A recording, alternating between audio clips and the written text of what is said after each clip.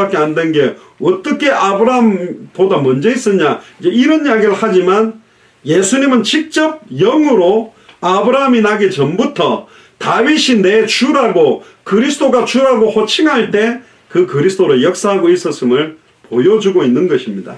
그러니까 다윗의 시에 보면 여호와와 다윗의 주가 삼위가 각각 인격적으로 구별되어 있습니다. 구약시대 때는 삼위일체가 없다라고 주장하는 양태론자.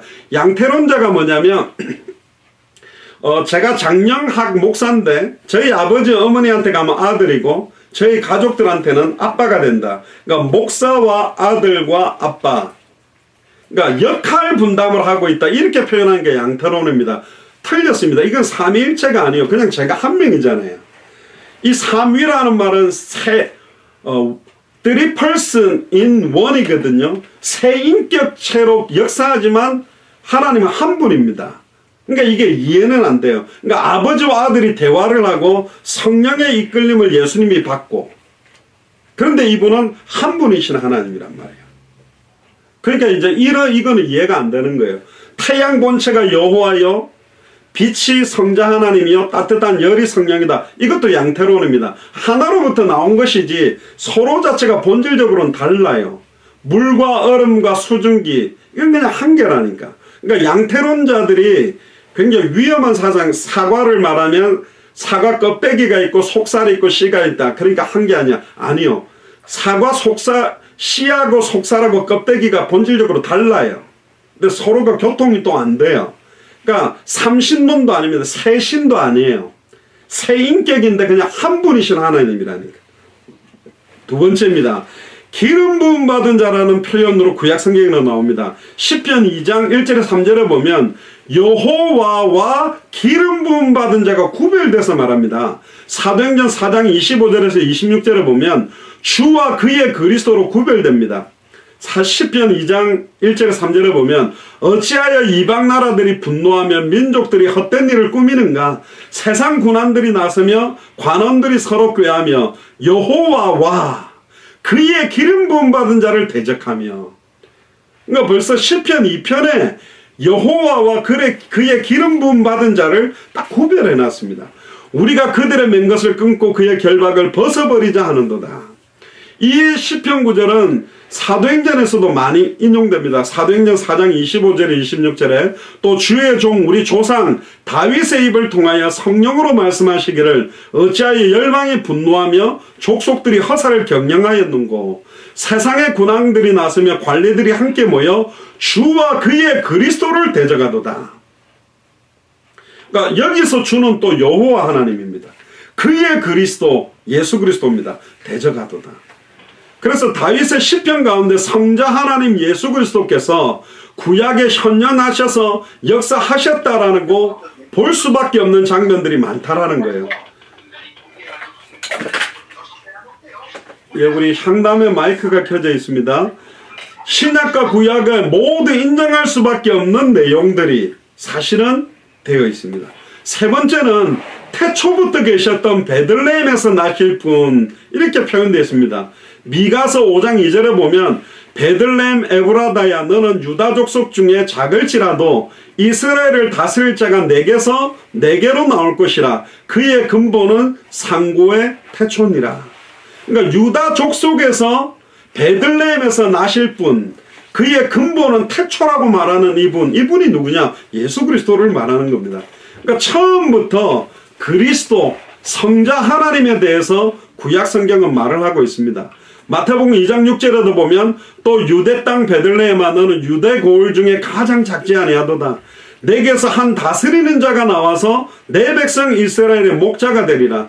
한 다스리는 자는 이스라엘 민족이 아닙니다.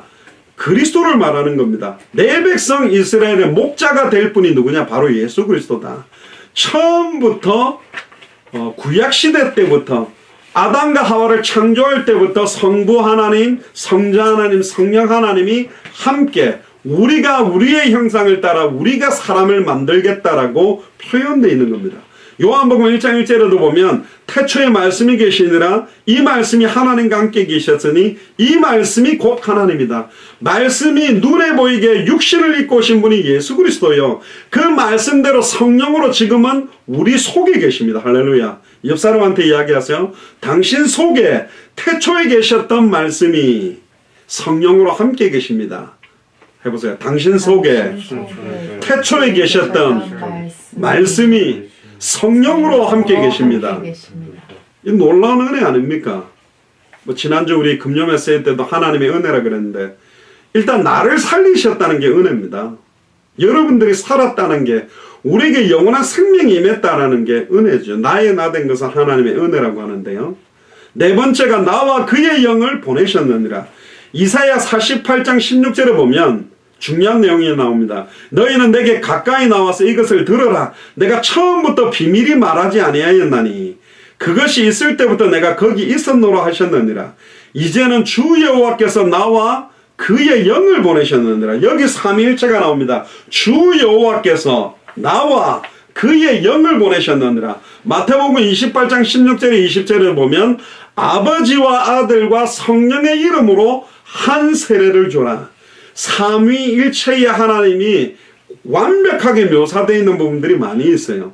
그러면 이사야 여기 본문에서 말하는 나는 누구냐? 이사야냐? 예수님이냐? 1인칭 대명사 나는 이사야가 아닙니다. 여기서 나는 여호와 하나님이기도 하고 동시에 여호와 하나님과 동등되지만 다른 분으로 표현되어 있습니다. 그러니까 동등한 삼위가 있지만 동일하신 하나님처럼 표현이 되어 있는 겁니다. 이걸 또 잘못 설명하면 삼신론에 빠집니다. 세 신이 아닙니다. 한 분입니다. 우리 하나님은 한 분이신 여호와입니다. 그런데 삼위의 인격으로 역사하고 있는 거죠. 특히 이사야 48장 12절에 15절에 보면 야곱아 내가 부른 이스라엘아 네게 들으라. 나는 그니 나는 처음이요 나는 마지막이라. 이 나는 누구냐? 여호와 하나님이 아닙니다. 여기서 표현은요. 처음이요 나는 마지막이라. 과연 내 손이 땅의 기초를 정하였고 내 오른손이 하늘을 폈나니 내가 그들을 부르면 그것들이 일제히 서느니라. 너희는 다 모여 들으라. 나 여호와가 사랑하는 자는 나의 기뻐한 뜻을 바벨론에 행하리니 그의 팔이 갈대아인에 임할 것이라. 나 여호와가 사랑하는 자 그들 중에 누가 이 일을 알게 하였느냐? 나 곧 내가 말하였고 또 내가 그를 부르며 그를 인도하였나니 그 길이 형통하니라. 다른 이사야에서 또 나옵니다. 이사야 61장 1절에 보면 주 여호와의 영이 내게 내리셨으니 이는 여호와께서 내게 기름 부으사. 여기도 세 분이 나옵니다. 여호와의 영이 나오고 여호와께서 기름을 붓는데 누구에게? 내게 기름을 부으사. 여기도 삼위에 대해서 나옵니다. 가난한 자에게 아름다운 소식을 전하게 하려 하심이라. 나를 보내사 마음이 상한 자를 고치며 포로된 자에게 자유를 갇힌 자에게 노임을 선포한다. 이사야 본문에 회자된 이 내가 누구냐? 이사야냐? 아니면 예수님이냐? 이사야 아닙니다. 여기 예수님을 말하는 거예요. 신약성경 누가복음 4장 18절에 보면 여기에 정확하게 그리스도라고 표현합니다. 누가복음 4장 18절에 21절에 보면 주의 성령이 내게 임하였으니 이는 가난한 자에게 복음을 전하게 하시려고 내게 기름 부으시고 나를 보내사 포로된 자에게 자유를 눈먼 자에게 다시 보게 함을 전파하며 눌린 자를 자유롭게 하고 주의 은혜의 해를 전파하게 하려 하십니다. 실제로 눈먼 자를 눈뜨게 만들 수 있는 게 그리스도의 능력이요. 눈은 떴지만 봐야 되는 영적인 걸 못 보고 있고 실제로 못 듣는 귀를 듣게 만들 수 있는 분도 예수님이면서 많은 걸 듣고 있지만 이 시대의 성경의 핵심, 성경의 기록 목적, 예수가 그리스도라는 의미를 듣지 못하는 그 귀가 귀머거리 같은 자들을 이렇게 세우라는 거예요. 안전뱅이처럼 실제 안전뱅이가 베드로와 요한을 통해 일어났지만 영적으로 안전뱅이 상태에 주저앉아서 아무것도 못하고 있는 자들을 이렇게 세우라는 메시지가 같이 들어있는 것입니다. 그리고 책을 덮어 그 맡은 자에게 주시고 앉으시니 회당에 있는 자들이 다 주목하여 보더라. 이 예수께서 그들에게 말씀하시되 이 글이 오늘 너희 귀에 응하였느니라. 근데 이 말을 이제 바리새인 사두개인 서기관 잘 못 알아들었다니까요. 세례 요한도 메시아, 진짜 예수님이 우리가 기다리는 그 메시아인가 확증하려고 자기 제자들을 예수님한테 보냈습니다. 우리가 기다리던 메시아 그리스도가 당신입니까? 진짜 이 세례 요한은 자기를 감옥에서 꺼내주고 로마에서 이스라엘을 구원해서 세계 열방 앞에 정치적으로 가장 뛰어난 나라로 세울 메시아를 기다렸는데 뭐 마국간에서 태어났다 그러지 자꾸 로마 정치인들을 깨버리고 바리새인 사두개인 서기관을 깨는 건 안 하고 자꾸 다른 사역만 하고 있는 거예요. 그때 예수님이 마태복음 11장 5절에 가서 세례 요한한테 이렇게 말해라 그렇게 말한 구절입니다. 맹인이 보며 못 걷는 사람이 걸으며 나병 환자가 깨끗함을 받으며 못 듣는 자가 들으며 죽은 자가 살아나며 가난한 자에게 복음이 전파된다 해라. 맹인이 본다면 맹인을 보게 만들 수 있는 분이 누구냐? 못 걷는 사람을 걷게 만드는 사람이 누구냐? 나병 환자가 깨끗함을 받게 만들고 못 듣는 자가 듣게 되는, 가난한 자들에게 절대로 전달되지 않은 그 복음이 가난한 자들에게까지 전달되게 만든다면 그분이 누구냐?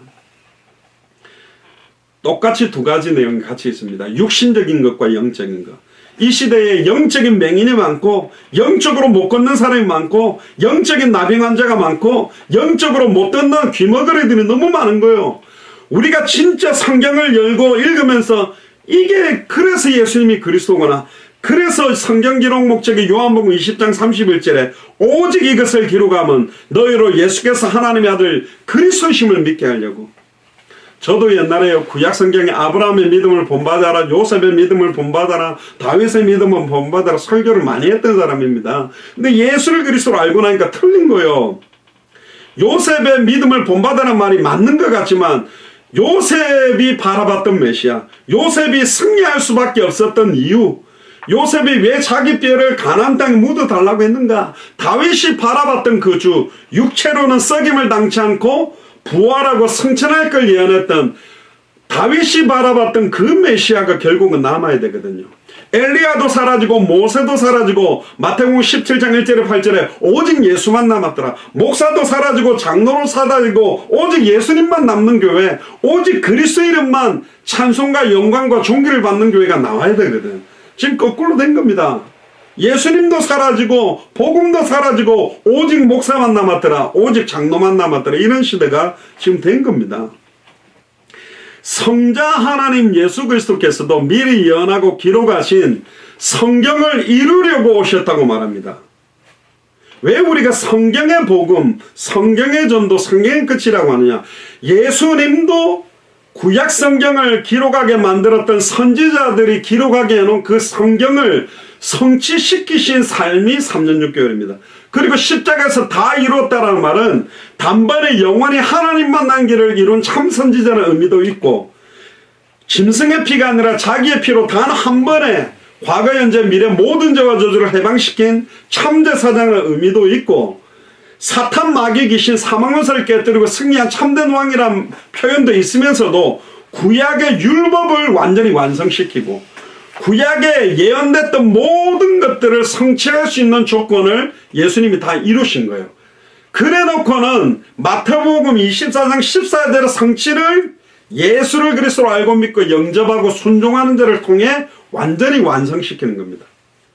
그러니까 예수님이 다 이루신 일들을 이제 우리의 발걸음을 통해, 진짜 예수를 그리스도로 믿는 자들의 발걸음을 통해 모든 족속으로 제자를 삼아 천하 만민에게 복음을 증거하고 땅끝까지 이르러 증인됨으로 완성시키는 걸 우리 발걸음에, 우리의 입술에 뒀단 말이에요. 이게 얼마나 놀라운 겁니까? 주님이 다 이루신 것을 우리를 통해 하겠다는 거예요. 그것을 만들며 지어 성취하는 여호와, 그 여호와께서 우리를 쓰시겠다는 겁니다. 예수님이 성경을 이루러 왔다면 우리도 어떻게 해야 됩니까? 성경대로 복음을 전하고 성경대로 전도하고 성경대로 끝을 바라보는 거예요. 그래서 마태복음 2장 23절에 보면 나사렛이라는 동네에 와서 사시니, 예수님이 이사하신 것도 왜 오셨냐? 선지자로 하신 말씀에 나사렛 사람이라 칭하리라 하심을 이루려고 이사한 거예요. 말씀 성취를 위해서 이사했다니까. 잠자는 목적도 말씀 성취 때문에, 예수님이 눈물을 흘리신 것도 채찍 맞으신 것도 모든 한 걸음 한 걸음 한 걸음이 구약 성경에 미리 예언된 성경을 이루는 삶이었습니다. 특히 마태복음 26장 51절에서 54절에 보면, 요거는 여러분들한테는 빠졌을 건데요. 예수와 함께 있던 자 중에 하나가 베드로인데 손을 펴 검을 빼어 대제사장의 종 말고라는 사람이 군인들을 데리고 오니까 베드로가 칼을 꺼내고 말고 머리를 친 겁니다. 근데 말고가 탁 피하다가 귀가 맞아가 귀가 떨어져 버린 거예요. 칼에 맞아서. 그러니까 예수님 뭐라 그랬냐면 내 검을 도로 집어넣어라. 집에 꽂아라. 검을 가지는 자는 다 검으로 망하느니라. 너는 내가 아버지께 구하여 지금 12영이나 되는 천사를 보내시게 할 수 없느냐. 한 영이 아마 6,000명 천사라고 말합니다. 그러니까 12영이라는 말은 뭐 7만 2천 명 천사가 아니고 어마어마하게 많은 천사를 보내가지고 요 로마 군인들 나를 몇 명 잡으러 온 얘네들을 정리를 못할 줄 아느냐. 내가 만일 그렇게 하면 성경에는 내가 지금 잡히리라고 예언을 해놓고 기록해놨는데 내가 성경대로 잡히지 않고 나 성경대로 안 잡힐 거야. 나는 십자가 치기 싫어하고 이 로마 군인들을 죽여버리고 내가 안 잡힌다면 이런 일이 있으리라는 성경이 어떻게 이루어지느냐. 예수님은요 한마디 한마디 질책하는 것, 책망하는 것, 기적을 이루시는 모든 것이 예수가 그리스도심을 드러내고 구약 성경을 이루기 위해서 하나하나를 하신 겁니다. 그래서 우리가 말씀하시고 가라 하면 가고 서라 하면 서겠다라는 게 진짜 중요한 의미가 있는 겁니다. 아무리 내 감정적으로 하고 싶어도 말씀이 아니다 그러면 안 해야 되고, 성경이 밝게 드러낸 거는 밝게 드러내고 성경이 희미하게 한 것은 희미하게 해야 돼요. 사도행전 5장 42절에 초대교회 메시지는 저희가 날마다 성전에 있든지 집에 있든지 예수는 그리스도라고 가르치고 예수는 그리스도라고 전도했다니까. 그럼 우리가 당대 생을 완성하려면 초대교회가 성경대로 했듯이 그대로 해야 돼요. 그대로 하자는 교회가 우리 교회라니까. 쉽지 않습니다. 이렇게 할 수 있는 교회가 없다니까요. 일단 저희 교회처럼 매주일 강단마다 미친 듯이 맨날 예수는 그리스도, 맨날 성경에 보면 성경 끝을 계속 똑같이 전하는데 처음 듣는 것처럼 앉아서 듣는 그런 성도들 중직자들도 거의 없거니와.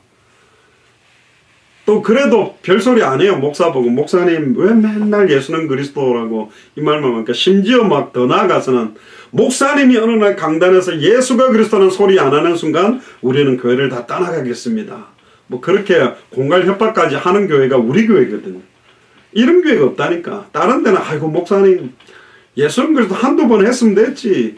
심지어 똑똑한 분은 목사님 그거 10년 전 6월 셋째 주에 한 예화인데 그걸 또 하네요. 우리 교회는 제가 예화 얼마나 같이 많이 합니까? 근데 뭐 못 들은 것처럼 다시 또 듣고 앉아서 아멘 하고 계시잖아요. 이게 보통이 아니라니까. 이게 이제 바보 아니면 진짜 예수를 그리스도 믿는 사람은 뭐 햇말 또 들어도 좋은 거예요. 사랑하는 내 자녀 이야기하면 이름만 들어도 기분 좋고 그런 거지. 밥은 먹으면 막 맛있잖아요. 근데 밥이 너무 싫다. 그거 이상한 거거든. 복음은 들을수록 힘이 나는 거예요. 진짜 예수를 그리스도로 아는 사람들은, 정말로 예수를 그리스도로 믿는 사람들은, 진짜 예수 그리스도 순종하고 증언한 사람, 그리스도 하면 우리 옛날에 신학대학 다닐 때 막 그리스도 미쳐가지고 할 때 인사가 그리스도. 그냥 그걸로 끝나는 게 그리스도. 보통 소주 한 잔 탁 제끼면 하잖아요. 우리는 그리스도. 그 말은 가 뭐냐면 그래 그리스도는 다 끝 아니냐. 2000년 전 십자가 다 끝난 거 아니냐. 그리스도가 곧 다시 오실 거잖아. 괜찮다. 옆 사람 보면서 주먹 딱 쥐고 그리스도 해보세요. 시작. 그리스도. 그게 중요하다니까. 그가 뭐냐, 이게 뭔가 감동이 온 거예요. 하나님 은혜가 임한 거라. 그러니까 그리스도가 하죠. 근데 옛날에 그 영도에 어떤 청소년한테 전하니까 목사님 제발 예수는 그리스도 말하지 마세요. 어릴 때부터 귀에 못 박히도록 들은 걸 왜 또 이야기합니까? 하고 막 죽을라 하더라고요. 참 예수를 그리스도로 못 박히게 들었는데 주여 진짜 못을 박아야 되는데. 직접 예수님 뭐라 그러냐. 마가복음 1장 38절 39절 또 이렇게 말합니다. 이것도 여러분들의 거기는 없는데 이르시되 우리가 다른 가까운 마을들로 가자. 거기서도 전도하리니 내가 이를 위하여 왔다. 예수님이 전도를 위하여 왔다고 말하면서 이에 온 갈릴리로 다니시며, 그냥 가만히 앉아서 몰려오도록 기다리고 되어지는 것만 누린 게 아니라 예수님이 온 갈릴리를 다니시며 저희 여러 회당에서 전도하시고 또 귀신들을 내어주시겠다.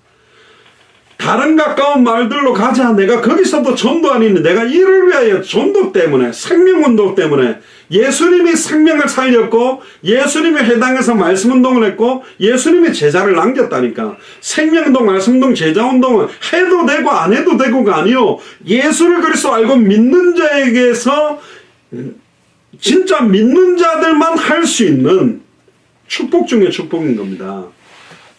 성자 하나님 예수 그리스도께서도 성경을 가지고 성경대로 증언했는데, 성경을 성취하기 위해서 그리스도의 일을 하셨다면 우리가 다르게 할 수 있나요? 마태복음 24장 14절에 이 천국 복음이 모든 민족에게 증언되기 위하여 온 세상에 전파되리니 그제야 끝이 오는 것을 이루고 계십니다. 할렐루야. 다섯 번째, 예수님이 기묘자로 표현되어 있습니다. 여호와의 사자가 반드시 천사만 존재하는 게 아니라 그리스도께서도 천사처럼 나타나기도 합니다. 여호와의 사자라는 말은 히브리어로 말라크라고 그러는데, 여호와의 메시지를 전하는 자들을 여호와의 사자라고 그러거든요. 보통 훌륭한 목사님을 막 주의 종, 주의 사자 그러는데, 뭐 그렇게 표현은 안 해도 돼. 그냥 목사님 하면 됩니다. 주의 종이면, 주님의 종이면 종이 뭡니까? 하인이잖아요. 근데 주의 종이 하인이 아니야. 거의 주님보다 더 높은 것처럼 막 폼을 잡아버리니까 이건 조금 말은 안 맞는 것 같은데, 여호와의 사자는 언제나 성자 예수님만 칭하지 않습니다. 그리스도가 현존하지만 실제로 천사들이 역사한 경우도 많이 나와요. 특히 다니엘서에도 보면, 다니엘 3장 24절에서도 보면 사드락 메삭 아벳느고가 용광로 속에 들어가 있을 때 분명히 3명을 넣었는데 4명이 딱 들어가 있잖아요. 몇 절에 나오냐면 25절에 나옵니다. 다니엘서 3장 25절에 보면 왕이 또 말하여 그러다 내가 보니 결박되지 아니한 4사람이 불 가운데로 다니는데 상하지도 아니하고 그 넷째의 모양은 신들의 아들과 같다 하고, 여기서는 천사 표현하고 조금 다르게 신들의 아들, 이때 사드락 메삭 아벳느고를 그리스도께서 영으로 불에 끌린 냄새도 나지 않게 보호한 게 아니냐, 천사라고 표현된 것도 있고 구별되게 인자와 같으니 하나님의 아들, 신들의 아들과 같다는 표현으로 표현되는 장면들도 있기 때문에 그렇습니다. 그러니까 구약시대 때도 그리스도께서 영으로 역사하셨다. 특히 사사기 13장 18절에 보면 여호와의 사자가 그에게 이르되 어찌하여 내 이름을 묻느냐, 내 이름은 기묘자라 하니라. 여기서 여호와의 사자가 자신을 기묘자라고 소개했는데 이사야서 9장 6절에 나오거든요. 이는 한 아기가 우리에게 낳고 한 아들을 우리에게 주신 바 되었는데 그 어깨는 정사를 메었고 그 이름은 기묘자라 모사라. 그럼 여기서 나오는 여호와의 사자가 내 이름이 기묘자라 그랬으면 천사가 아니거든요. 여기서는 그리스도의 현현이라고 또 볼 수 있습니다. 그러니까 구약 성경에는 성부 하나님 여호와만 역사한 게 아니라 그리스도가 영으로도 역사하셨고 성령의 역사, 여호와의 영도 역사하셨다. 창세기 1장 2절 3절에도 보면 흐가운 동 가운데 여호와의 신이 수면을 운행하고 있었다고 했거든요. 그건 여호와의 신과 여호와를 구분해놨거든요. 그때 성령도 역사하고 있었다니까요. 그러니까 삼위일체의 하나님의 역사 속에 우리가 있는 것이다. 그러면 왜 이렇게 하나님이 복잡하고 어렵냐? 하나입니다.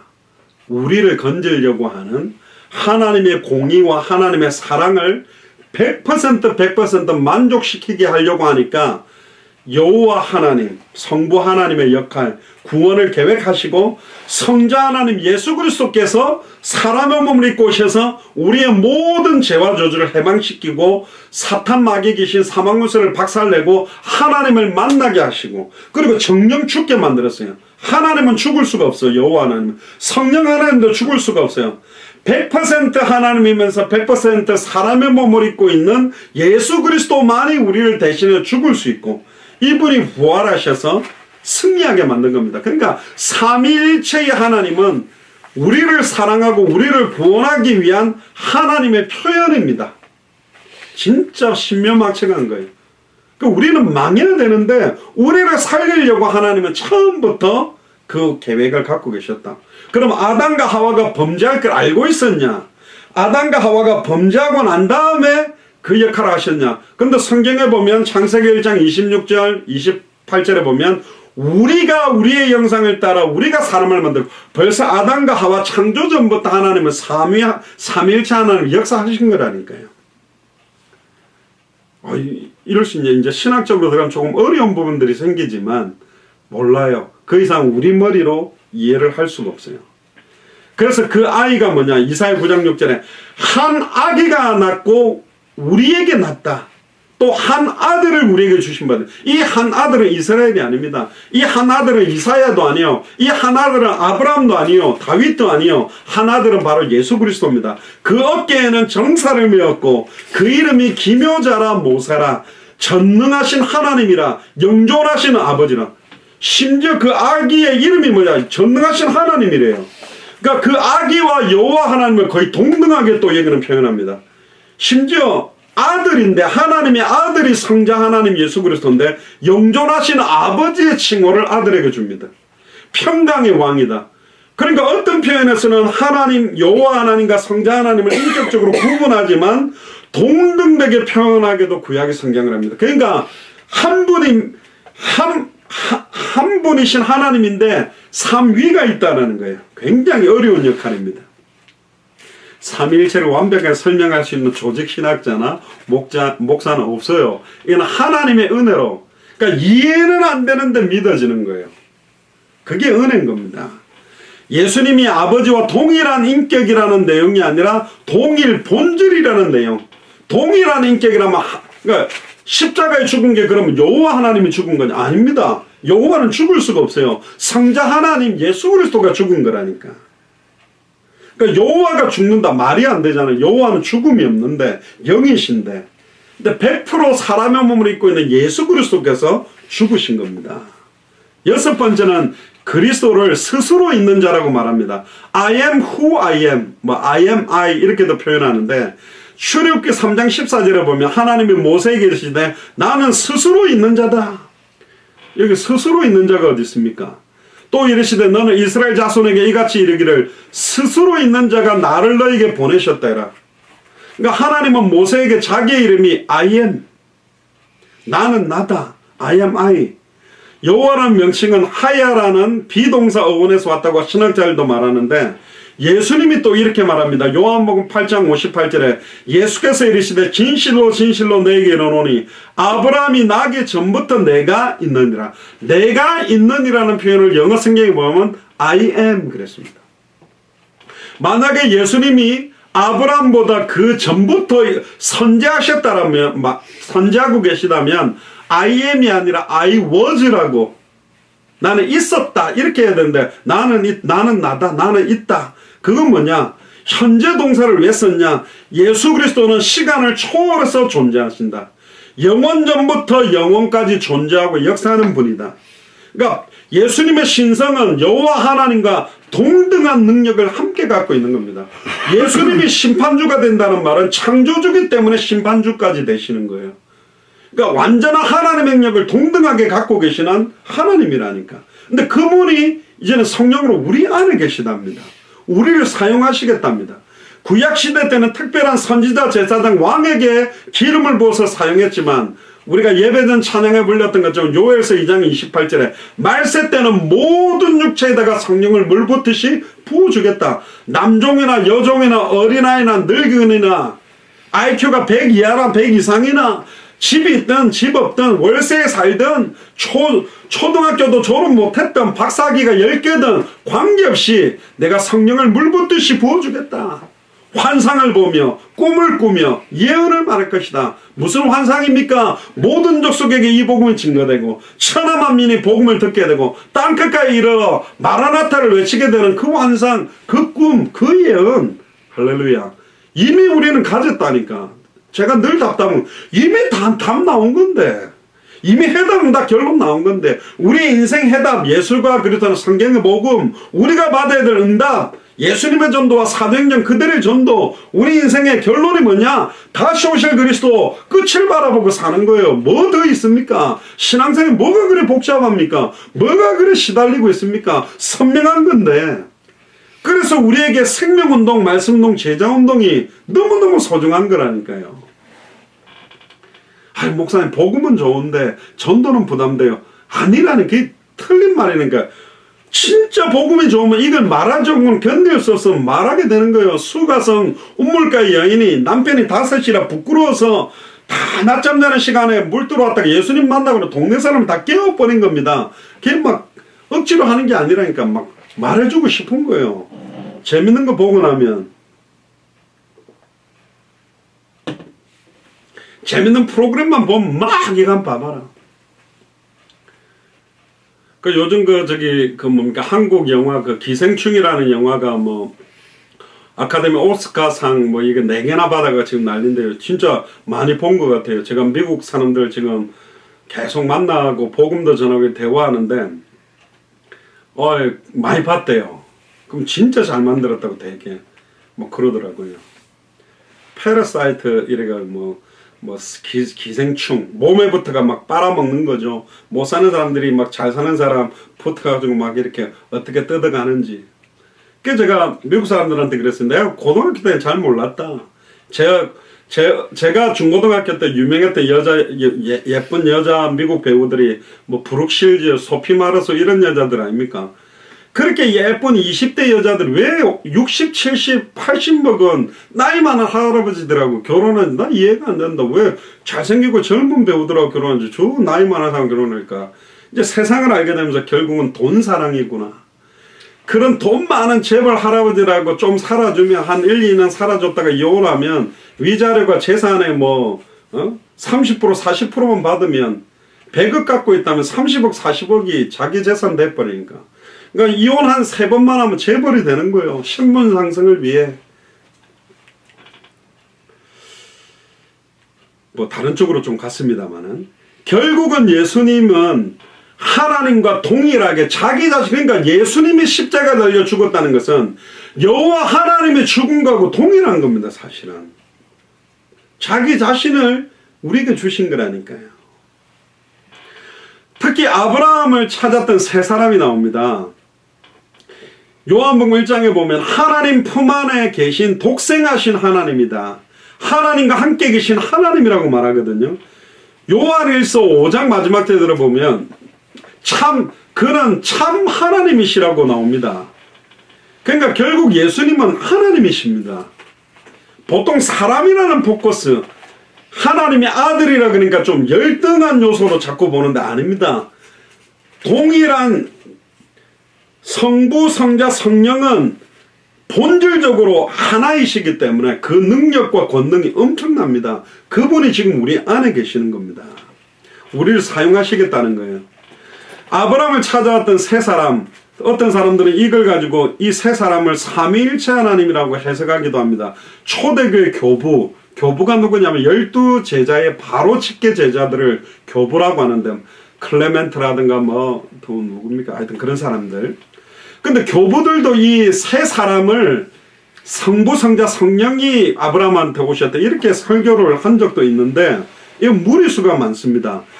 창세기 18장 1절에 3절에 보면 여호와께서 마므레 상수리나무 있는 곳에 아브라함에게 나타나시니라. 분명히 여호와께서 나타났다 하는데 날이 뜨거울 때에 장막문에 앉았다가 눈을 들어본 적 사람 셋이 맞은편에 서 있는지라. 그가 그들을 보자마자 곧 장막문에 달려가 영접하며 몸을 땅에 굽혀 이르되 내 주여 내가 주께 은혜를 입었사오면 원하건대 종을 떠나지 마옵소서.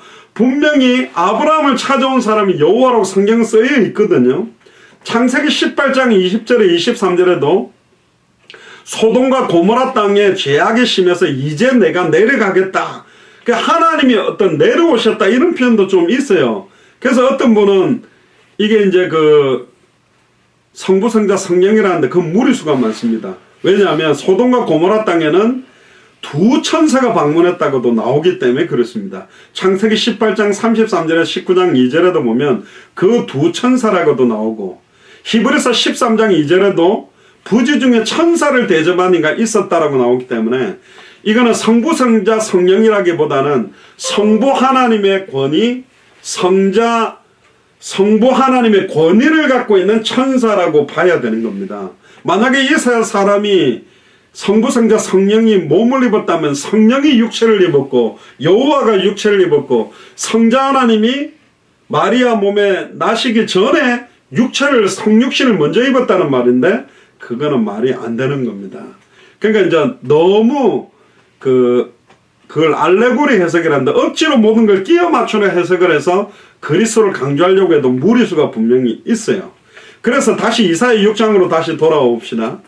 이사야가 보았던 주께서 높은 보좌에 앉으신 것도 그 주가 바로 참된 왕이심을 말하는 겁니다. 이사야는 그를 왕이라고 부릅니다. 5절에 보니까 그때 내가 말하되 화로다 나여 망하게 되었도다. 나는 입술이 부정한 사람이요 입술이 부정한 백성 중에 거하면서 만군의 여호와이신 왕을 배웠도다. 그 옷자락이 성전에 가득한 것은 여러분들 대제사장이 옷자락에 방울을 달아가 딸랑딸랑 거리면서 이제 옷자락으로 거니는 것 자체가 제사장의 직무를 하는 거거든요. 참 제사장 대신 참 왕 대신 그리스도를 표현하는 겁니다. 2절에서 4절에 한번 보세요. 스랍들은 모셔 섰는데 각기 6날개가 있어 그 둘로는 그 얼굴을 가리었고 두 둘로는 그 발을 가리었고. 희한합니다. 천사인데 날개가 6개가 있어요. 2개로는 얼굴을 가리고 있고 둘로로는 발을 가리고 또 둘로로는 하늘을 나르고 있어요. 이상하죠. 이게 뭐 파리도 아니고 무슨 나비도 아니고 날개가 6개가 이렇게 달려있어요. 그러면서 이렇게 말합니다. 서로 창화하여 가로되 거룩하다 거룩하다 거룩하다 만군의 여호와여 그 영광이 온 땅에 충만하도다. 이같이 창화하는 자의 소리로 인하여 문지방의 터가 요동하며 집에 연기가 충만한지라. 이 말은 뭐냐, 여기서 이제 영광의 주를 모서 서 있는 천사들을 스랍이라고 부르는데 가브리엘, 미가엘 천사는 이거는 천사 개인의 이름이고요. 그룹 스랍 이거는 천사의 부류입니다. 다음에 뭐 천사에 대해서 조금 이야기를 해보려고 하는데 군대 싸움을 하는 천사들이 있고요. 예배의 의식에 찬양을 맡고 있는 그런 천사들의 역할들이 좀 분류가 있습니다. 이사야 6장에 나오는 스랍은 하나님을 찬송하며 하나님의 뜻을 수행하는 천사들입니다. 그러니까 6개 날개가 있는데 얼굴을 가리고 두 날개로는 발을 가리고 두 날개로는 날면서 거룩하다 거룩하다 막 이런 노래를 부릅니다. 그러니까 두 날개로 얼굴과 발을 가렸다는 말은 여호와 하나님을 경외하고 그들의 겸손을, 또 두 날개로 나르는 것은 민첩하게 하나님을 섬기고 하나님의 명령을 수행하는 모습들을 나타내는 겁니다. 그 스랍들이 이제 찬송하죠. 그 스랍 중에 하나님을 가장 찬양하던 천사장이 바로 이 사탄이었습니다, 원래. 그런데 교만해서 지극히 높은 자를 대적하다가 쫓겨나서 이제 사탄, 그를 추종하던 천사들이 더러운 귀신으로 역사하고 있는 거죠. 결국은 여기에 만군의 여호와를 찬양하는 하나님의 영광이 온 세계에, 온 우주에 충만하는 거고, 문지방의 터가 요동하고 집에 연기가 충만하다는 표현은 뭐냐면 하나님의 위엄과 하나님의 영광이 임재가 나타난 겁니다. 오늘 예배를 드리고 진짜 예수를 그리스도로 알고 믿는 자가 찬양하고 기도하고 예배할 때 이런 하나님의 위엄과 영광이 나타나는 거예요.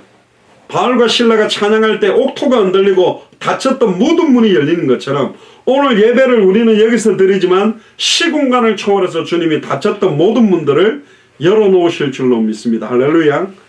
하나님이 이전에 시내산에 내려올 때도 우레와 번개와 빽빽한 구름이 산 위에 있고 온 산이 진동하고 그랬죠. 그러니까 막 이스라엘 민족이 무서워서 모세가 하나님의 음성을 듣고 대신 말해달라고 해서 선지자 직분이 생겨진 겁니다.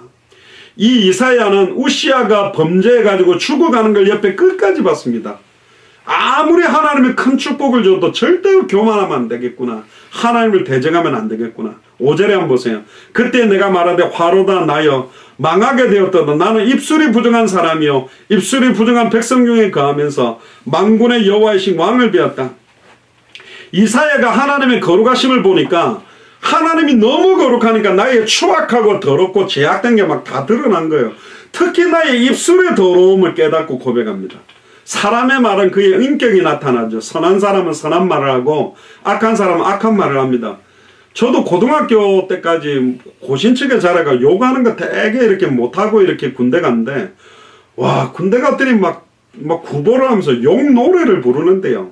말끝마다 군대에서 욕을 하는데, 와, 이게 몇 달 동안 괴롭더라고요. 근데 나중에는 이제 그 욕을 하도 들으니까 내 입에 그 욕이 이제는 내게 됐어요.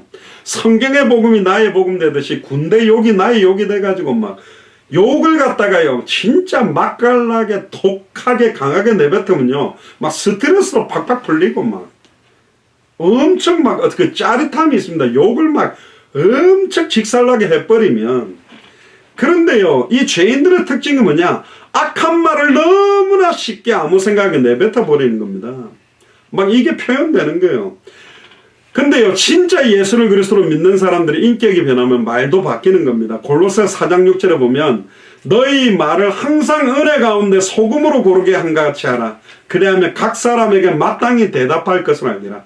진짜 그 사람에게 필요한 해당응답 결론을 말해줄 수 있는 말을 해줘야지, 막 독을 쏘아가지고 영혼을 죽이고 말 한마디로 영혼과 생각과 마음에 상처가 들어가도록 만드는 말이 너무 많거든요. 옆 사람한테 이야기하세요. 말을 항상 은혜 가운데 소금으로 고르게 합시다. 할렐루야. 결국은 이사야는요, 영광의 주님 앞에 죽은 자 같이 되었다는 거예요. 어부였던 베드로도 예수님의 말씀 성취와 물고기가 그물이 터지도록 잡히고 나니까 주여 나를 떠나소서 내가 죄인으로서이다. 자기가 예수님의 말을 안 믿고 내아는 어부고 지는 목숨인데 뭐 한다고 내보고 그물 던지라 그래. 그래놓고 속으로는 던졌는데 말로는 주의 말씀을 의지하여 내가 그물을 내리겠나이다. 말은 그랬지만 속으로는 불신앙이 가득했던 게 드러나 버린 거예요. 우리가 그런 적이 너무 많잖아요. 말로는 순종하고 아멘 하면서 속으로는 아닌 것처럼, 말씀은 맞다는데 아닙니다, 이래 되면 안 돼요. 말씀이 이렇게 간다면 아멘 해야 되는데 막 반항하고 반대하는 게 얼마나 많습니까?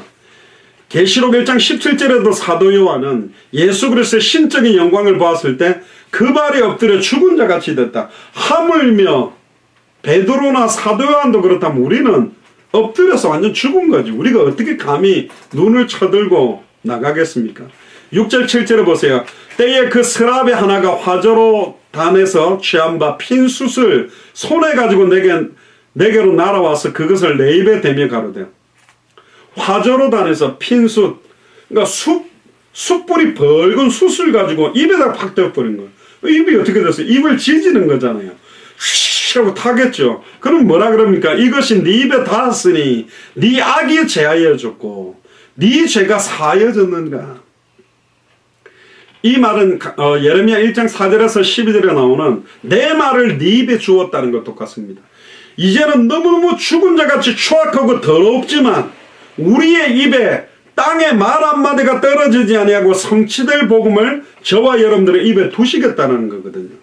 예수 그리스도의 십자가의 고난과 부활로 이루어진 그 정결한, 단번에 영원히 하나님 만나게 하는 말씀을 우리의 입에, 단번에 영원히 죄와 저주에서 해방받는 참제사장의 복음을 전하는 말씀이 우리의 입에, 단번에 영원히 사탄 마귀 귀신 사망 권세를 깨뜨리고 승리하는 참된 노왕의 복음이 우리 입에 담겼다는 거예요. 그러니까 이 말로 한 입에서 독사의 알이 터지는 저주와 축복의 말을 할 수 있겠냐? 그럴 수가 없다라는 거죠. 우리의 입을 깨끗하게 될 수 있도록, 우리 입에서 나오는 더러움의 악이 제거되도록, 특히 예수를 그리스도로 증거하고 생명운동하고 말씀운동, 제자운동하는 우리가 우리 입이 정결해져야 됩니다. 정말로 사람을 살리고 회복하고 치유하고 원색의 복음을 밝게 드러내는 말만 하게 되기를 주의 이름 축복합니다. 특히 이사야는 환상 중에 이런 이야기를 합니다. 요한복음 17장 3절과 같은 영생은 유일하신 참 하나님과 그의 보내신 자 예수 그리스도를 아는 데 있거든요. 왜 예수님이 그리스도인지를 아는 게 영생인데, 그 내용처럼 여호와 하나님께서 하시려고 하는 그 영광의 의미들, 이걸 자기 입술로 어떻게 증언해야 될지를 이제 깨닫게 된 겁니다. 결국은 나는 하나님의 진노를 받을 자지만, 주 앞에 엎드려 완전히 죽어야 될 존재지만, 나를 통해 주의 말씀을 내 입에 담아주셨다는 걸 깨닫게 된 겁니다. 바울도 주 앞에 엎드려 자기가 죄인이라고 고백했고, 바울도 자기는 죄인 중에 괴수라고 했습니다. 우리가 얼마나 부족하고 제약된지 겸손히 하나님 앞에 자복하고 성령 충만함으로 우리의 입술이 참된 생명운동의 열매를 맺고 말씀운동의 열매를 맺고 제자운동의 열매를 맺는 입술이 되도록 기도하시기를 주의 이름으로 축복합니다. 할렐루야. 그래서 고린도후서 7장 1절에 그런즉 사랑하는 자들아 이 약속을 가진 우리가 하나님을 두려워하는 가운데 거룩함을 온전히 이루어 육과 영의 온갖 더러운 것에서 자신을 깨끗하게 하자. 그리고 8절에 이제는 결론적인 이야기를 합니다. 오늘 제목에 나오는 내가 또 주의 목소리를 들은즉 하나님 음성을 들었죠.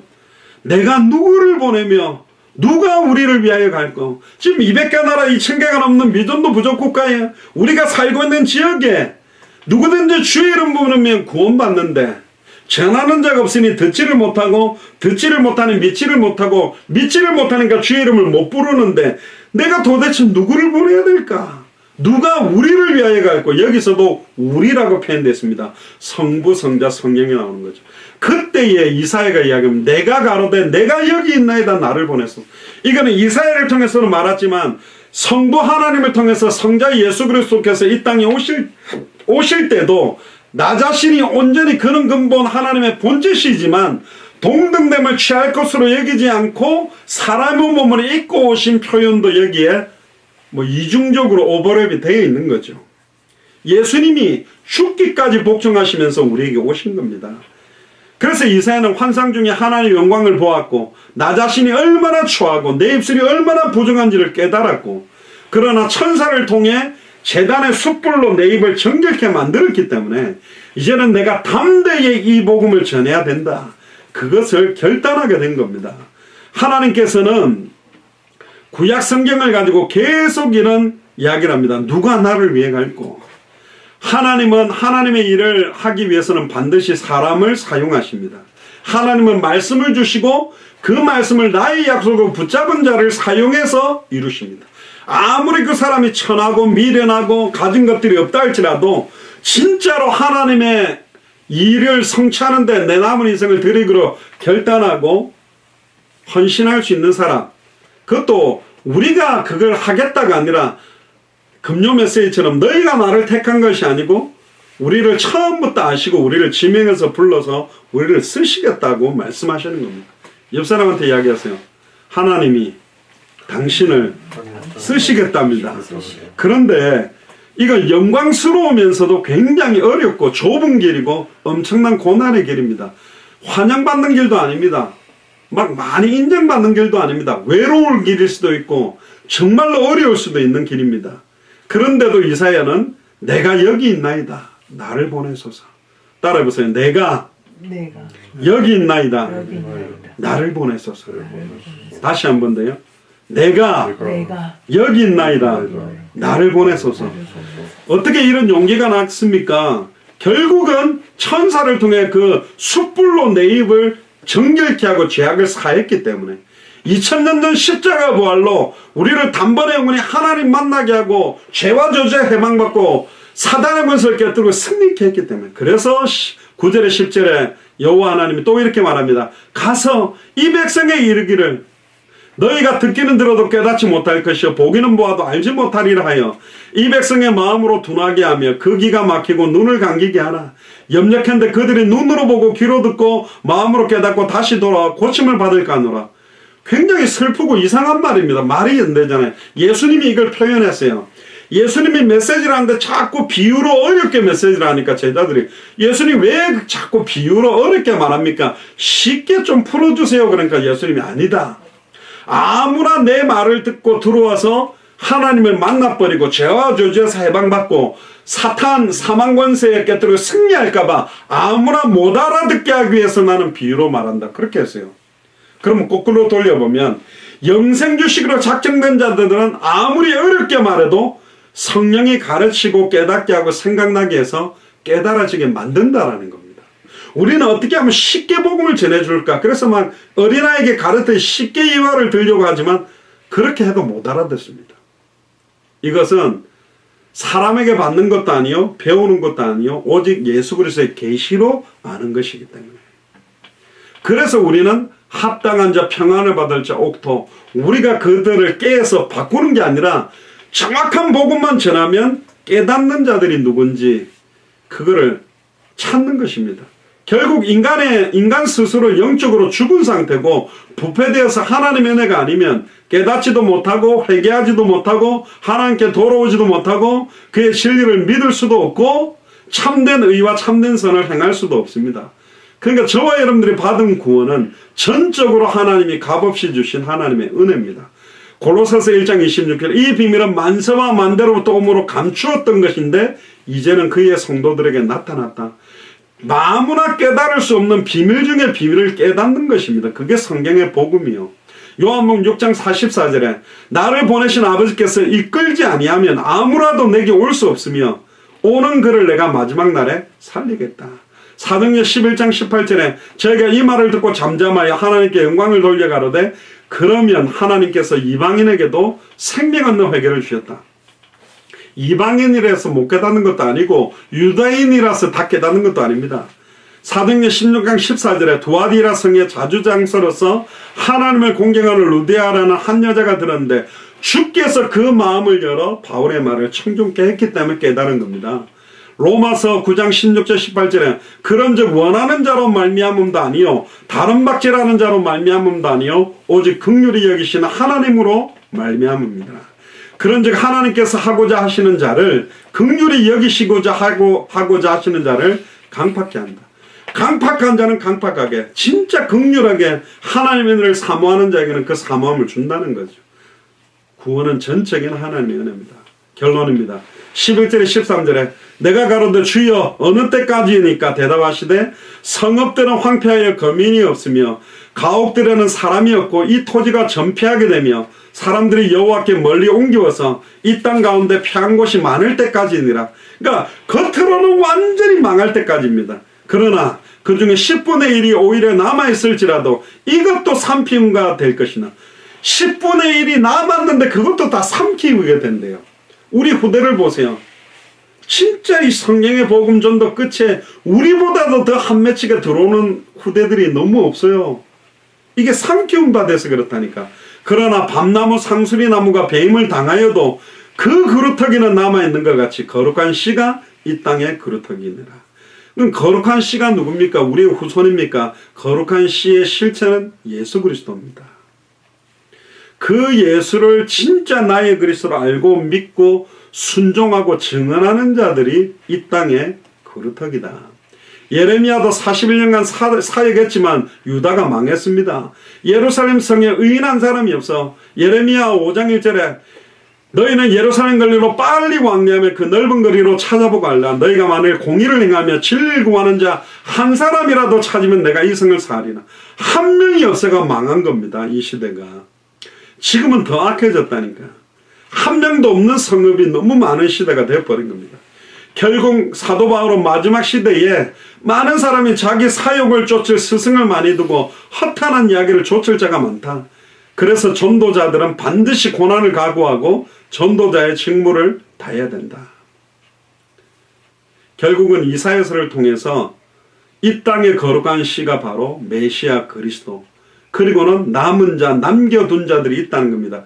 진짜 예수가 그리스도라고 정말로 그대로 믿고 순종하는 자, 처음에는 적은 무리입니다. 그러나 계시록 7장 9절에 보면 아무라도 능히 설 수 없는 큰 무리가 일어나서 하나님께서 이 일을 이루시겠다라고 약속했습니다.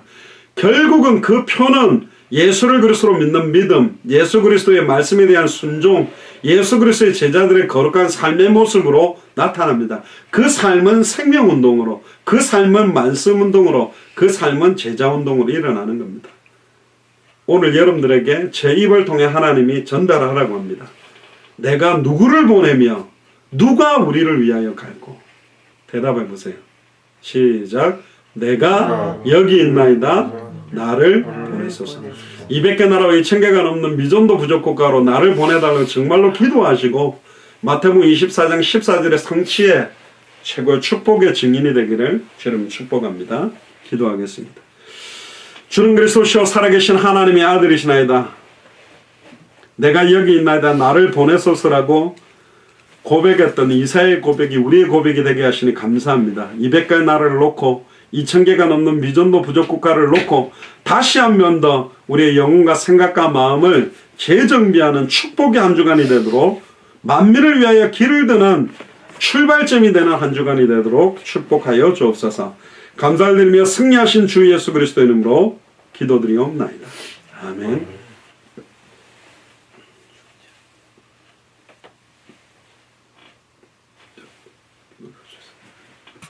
네,